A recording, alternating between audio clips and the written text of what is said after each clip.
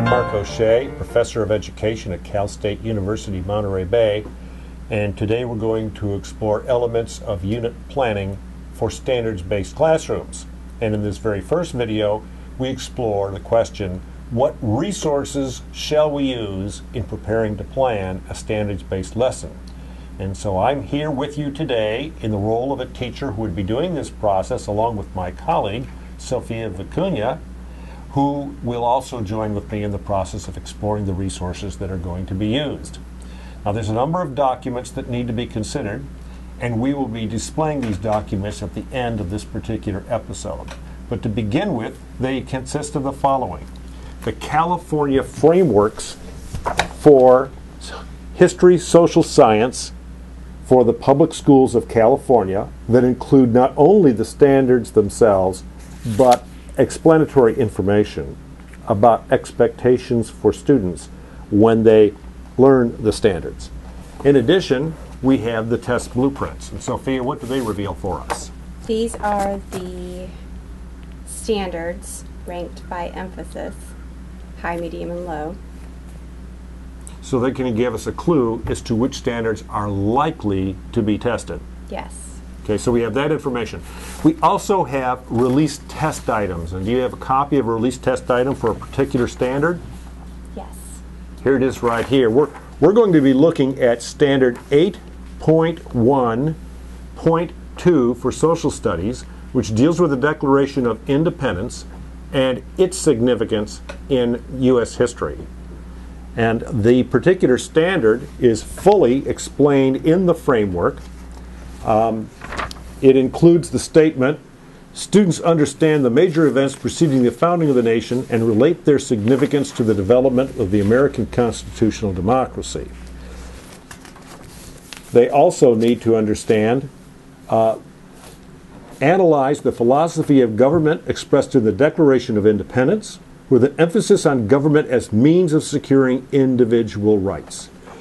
So let's take a look and see how two teachers might move through these documents. First step, I take a look at the standard itself and see what is expected.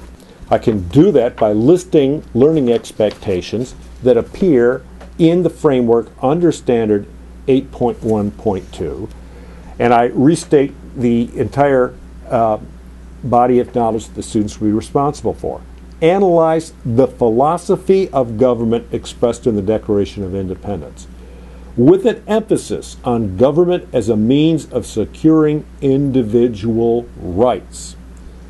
Key phrases such as all men are created equal, that they are endowed by their Creator with certain unalienable rights, are important pieces. Sophia, when you look at that with me, which particular words come out to you immediately as ones that our students are going to struggle with and may likely to not understand as challenging academic language? Unalienable? I would say so too. Unalienable rights is going to be a big challenge for them. I think they're also understanding what individual rights are as opposed to any other kinds of rights, and what is meant by a philosophy of government. So that's important too. So 8.1.2 comes with a lot of substantial expectations. How do we gain an understanding of what the state might express in terms of what students should know and be able to do in relation to the standard? In addition to the blueprints, we have release test items. So those are important resources for us to have during the planning process. And do you have the release test item for 8.1.2 with you at this time? Number 63. Very good. And what's the prompt and what are some of the alternatives in this release test item? The prompt is, one goal of the Declaration of Independence was to A, establish a new monarchy for the independent states, B, convince the British Parliament to prevent the start of war, C, explain why the colonists felt the need to be free from British rule, or D, outline an economic system to raise money for the revolution. So the question seems to me to be asking about what were the purposes of the Declaration of Independence, and the students need to choose from among those the reasons for its being written and what it was meant to convey to colonists in particular, rather than what it might convey to the King of England or to, say, the British Parliament at the time. The focus is on what it says to the people of the United States at that time, the colonists, exactly. So we've seen the release test item. That gives us a hint as to what the expectations will be for student learning. We can also turn to the text to see what it has to say about student learning with regard to the Declaration of Independence. Note that the text, McDougall-Littell, Creating America, A History of the United States, is identified as a standards-aligned textbook. But we cannot be absolutely sure that it will convey the learnings and the expectations that are assessed, so we turn to the book to find out the information about the Declaration of Independence. Where in the book where would we look in the book to find information it might have about the Declaration of Independence? The index. Index. Let's do that. So we go there, and we do find Declaration of Independence seems to be very fully developed. Pages 180 to 181. Look at this. There's a special citation, Philosophy of Government, 171 to 181, and 182 and 185, and events leading to it, 176, 179. So it appears this probably is a good, rich resource for helping the students understand the kind of information that is required, at least to the point of assessment, as we saw it in the release test item.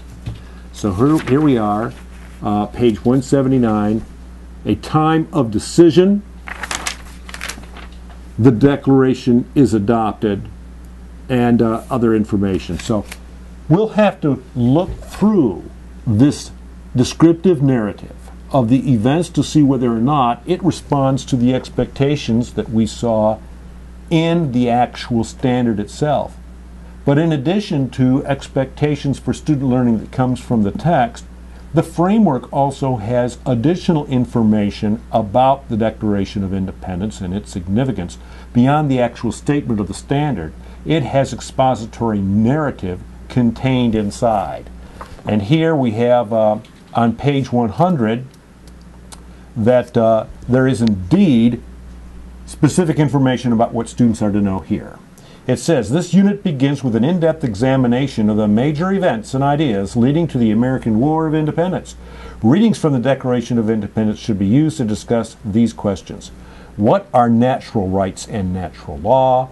What did Jefferson mean when he wrote that all men are created equal and endowed by their Creator with certain unalienable rights? And what were the laws of nature and nature's God to which Jefferson appealed? Okay, so they're suggesting right here that the students should actually become familiar with the Declaration of Independence itself. So what's an activity we might have them do that would get them to understand what's actually included in the document? Any suggestions? They could read through the Declaration of Independence and then paraphrase or use their own language to interpret the meaning of it.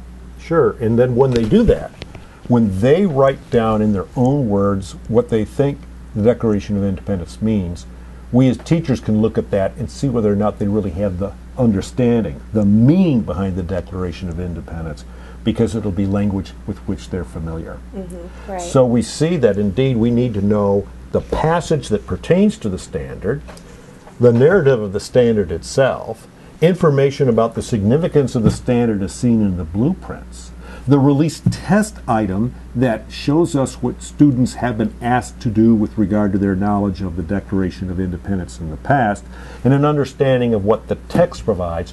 All these resources are going to be important to us as we plan out this lesson on the Declaration of Independence.